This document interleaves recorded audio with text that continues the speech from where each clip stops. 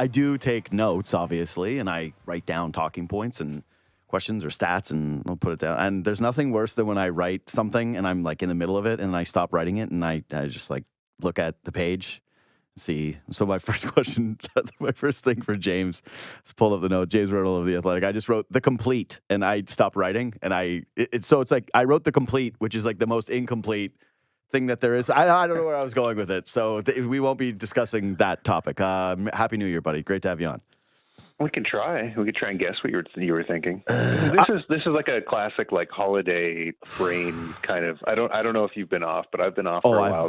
This is my introduction back to working right now. Hey, so we're doing each other a favor right now. Okay, like we're jogging. And I got to tell you this too. Is a lot of times for yours, and I think this is actually usually a compliment to the people that I'm most comfortable with doing the show with, is that I prepare a little bit less because I like the conversation to be even more organic, right? Like if I have someone like, Sundin on, I'm conservatively, 10 hours preparing for that, right? Like it's just like I'm prepping for days and days and days and putting stuff together and making sure that it like flows in a certain way. I've got like different outcomes of how the interview can go. Like you got to really be deep in the weeds.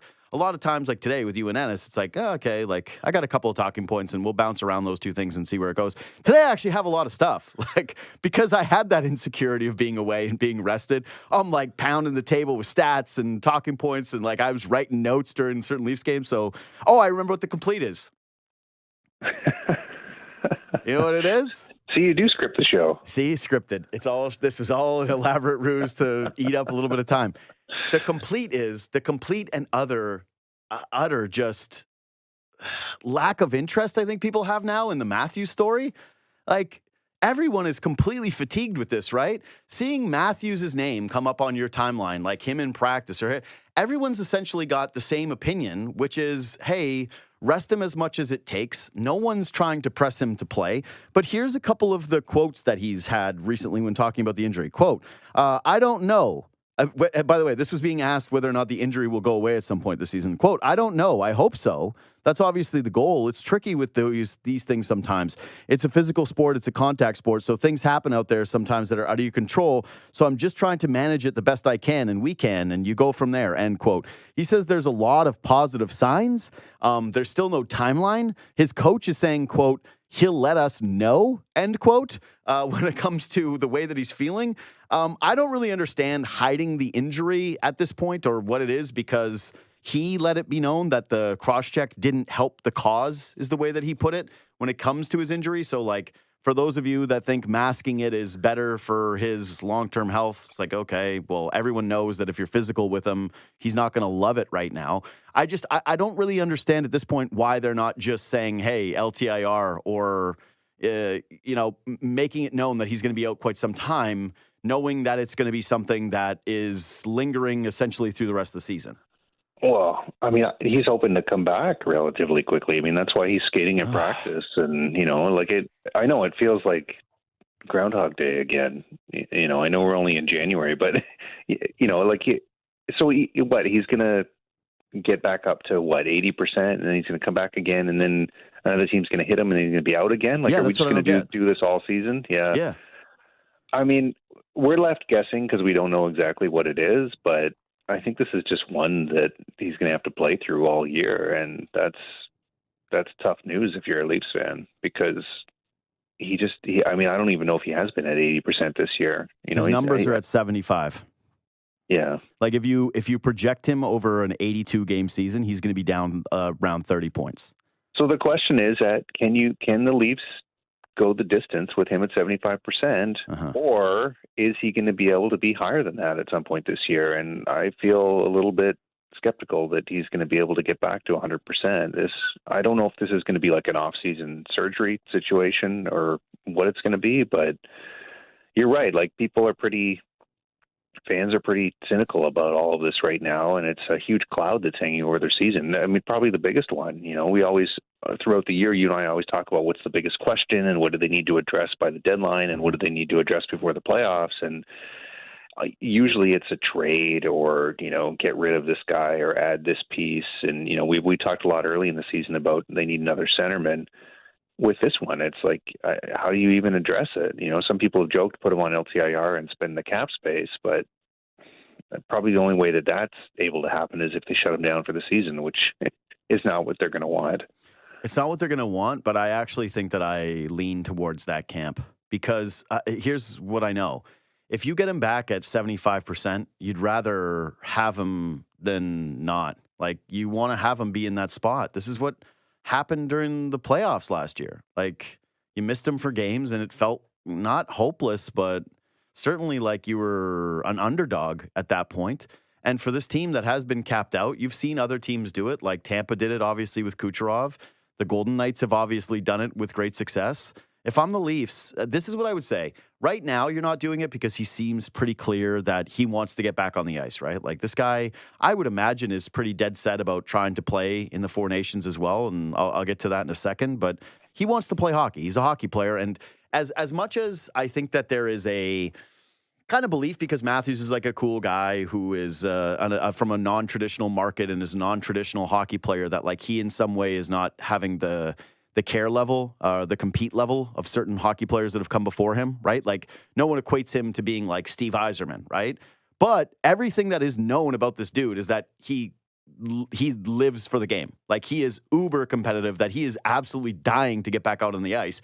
But I would say this, if it happens again, right? Like, if you're doing this, I would rather them do the LTIR move than have him turn into Joel Embiid, where it's just like in and out and in and out and trying and managing and mitigating. Like, they can't keep doing this song and dance. If they try and spend that 11, or no, I guess it's 13 million this year because he's on the new deal. If they try and spend that 13 million, the league is going to be all over them with a magnifying glass. Cry about it. Prove it.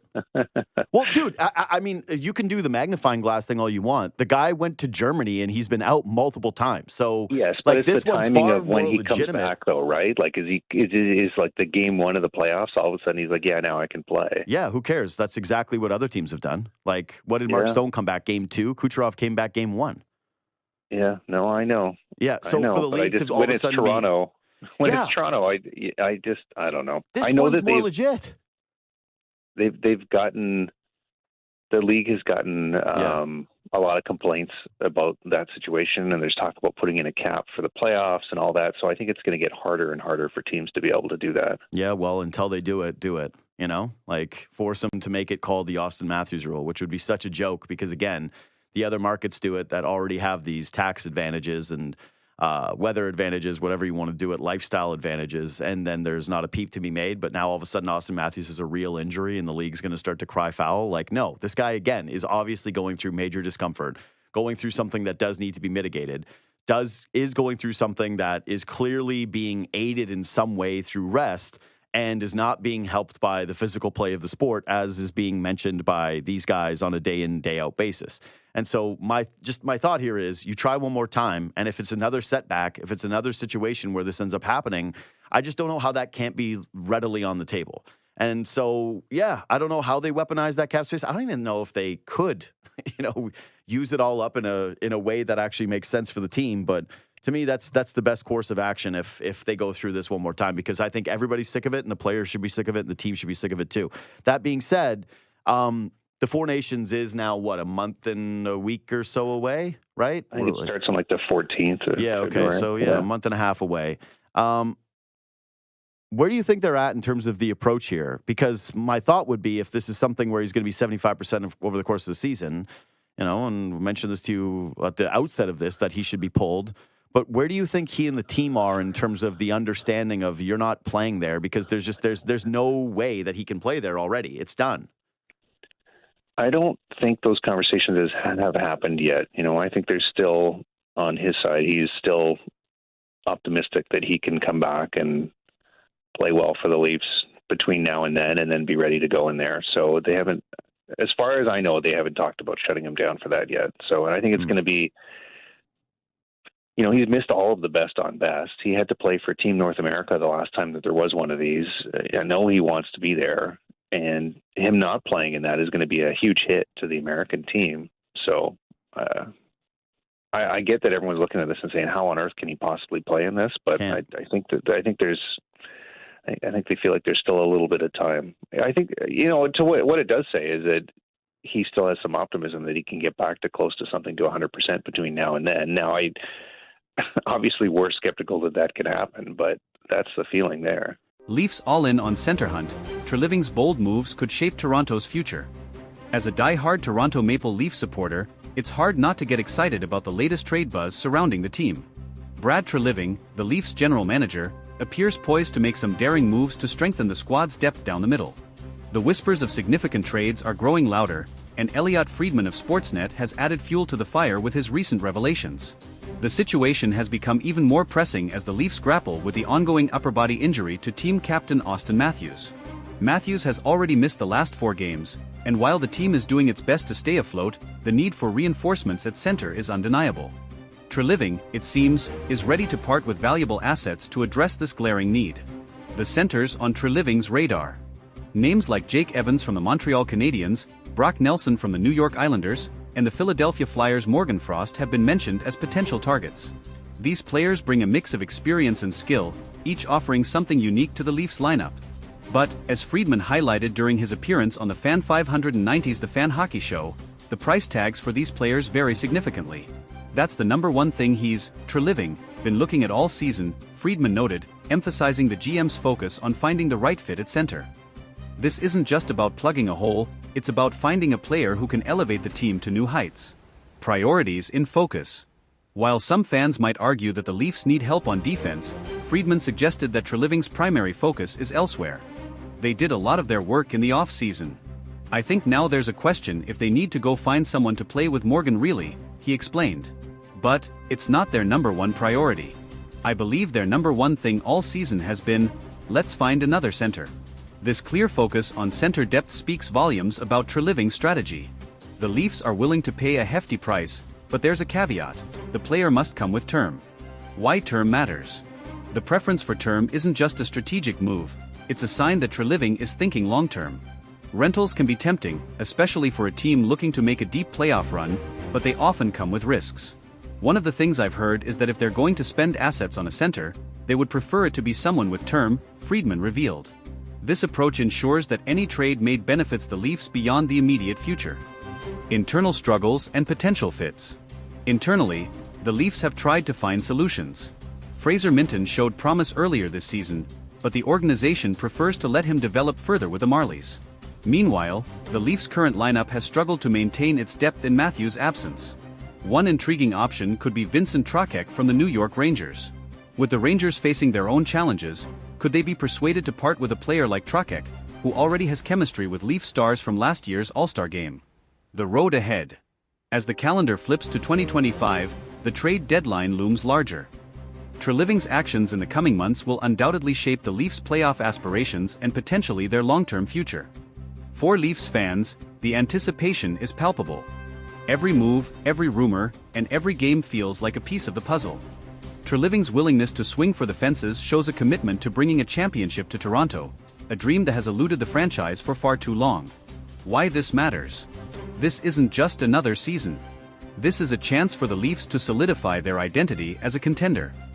With Matthews expected to return and the possibility of a major trade to bolster the lineup, the team is poised to make a statement. Treliving's boldness, combined with the team's potential, makes it an exhilarating time to be a Leafs fan. Whether it's Evans, Nelson, Frost, or another unexpected addition, one thing is clear: the Leafs are in it to win it. So, buckle up, Leafs Nation. The journey ahead promises to be as thrilling as it is unpredictable. Treliving's moves could define the legacy of this team, and, hopefully, end the championship drought that has haunted Toronto for decades. The weight of expectations. The Leafs are no strangers to the pressure of the spotlight. Toronto is a hockey city, and the Maple Leafs are its beating heart. Every move made by management is scrutinized, every decision debated endlessly by fans and analysts alike. Treliving stepped into a challenging role when he took over as GM, and his willingness to take bold steps shows he understands the weight of these expectations. What makes this moment particularly critical is the team's current window of contention. With stars like Auston Matthews, Mitch Marner, and William Nylander in their prime, the Leafs are in win-now mode. The front office knows that wasting even a single season could have long-term repercussions. Auston Matthews, the catalyst. Matthews' injury has highlighted just how crucial he is to the team's success. While his absence has been manageable in short bursts, it's clear that the Leafs' center depth isn't built to withstand prolonged stretches without their captain. This has amplified the urgency to bring in another center who can contribute immediately and lessen the load on Matthews when he returns. The captain's recovery timeline is still uncertain, but Treliving's proactive approach suggests the team isn't willing to gamble on waiting too long. The goal is clear: solidify the lineup so that when Matthews is back, the Leafs are firing on all cylinders.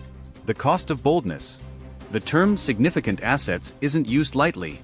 Whether it's high draft picks, promising prospects, or even current roster players, Treliving is signaling that no stone will be left unturned. The Leafs' prospect pool is respectable but not overflowing, meaning any trade will have to be meticulously calculated. There's also the financial aspect. The Leafs are a team that operates near the salary cap, so any addition will require shrewd cap management. Could Treliving pull off a move that strengthens the roster without hamstringing the team's flexibility? If he does, it would be nothing short of a masterstroke. The fan base's role. Leafs Nation, passionate as ever, has already begun dissecting potential trade scenarios. Social media is abuzz with debates about who should be targeted and what assets should be sacrificed. Fans understand the stakes, and there's a growing sense of anticipation, bordering on impatience, for Treliving to make his move. It's a delicate balance for the GM. While fans demand immediate results, he must ensure that any deal aligns with a long-term vision of sustained success. The pressure to deliver is immense, but so is the potential reward. Comparisons to past GMs. Treliving's approach invites comparisons to his predecessors. Some GMs were criticized for being too conservative, while others were seen as overly aggressive. Treliving, however, seems to have struck a balance. He's willing to take risks, but only if they make sense for the team's broader goals. This calculated boldness is exactly what the Leafs need in this pivotal moment. If Treliving can pull off a game-changing trade, he could cement his place as one of the most effective GMs in recent Leafs history. The trade deadline looms. The NHL trade deadline is one of the most exciting times of the year, and this season promises to be no exception. With the Leafs actively shopping for a center, every rumor and report will be magnified. Other teams are watching closely, too, as any move by Toronto could shift the balance of power in the league. It's not just about who the Leafs acquire, it's about what message the move sends. A major trade would signal to the league, and to their own players, that Toronto is all in. That kind of confidence can be infectious, sparking a surge of momentum heading into the playoffs. Lessons from the past. Leafs fans have seen their fair share of trade deadline moves over the years, some more successful than others. From acquiring veterans to bolster playoff runs to making unexpected gambles, the franchise's history offers lessons for Treliving. The key will be avoiding the pitfalls of overpaying for short-term fixes while maximizing the impact of any new additions. The future of Fraser Minten. One of the most intriguing subplots is the development of Fraser Minten. The young center has shown flashes of brilliance but remains a work in progress.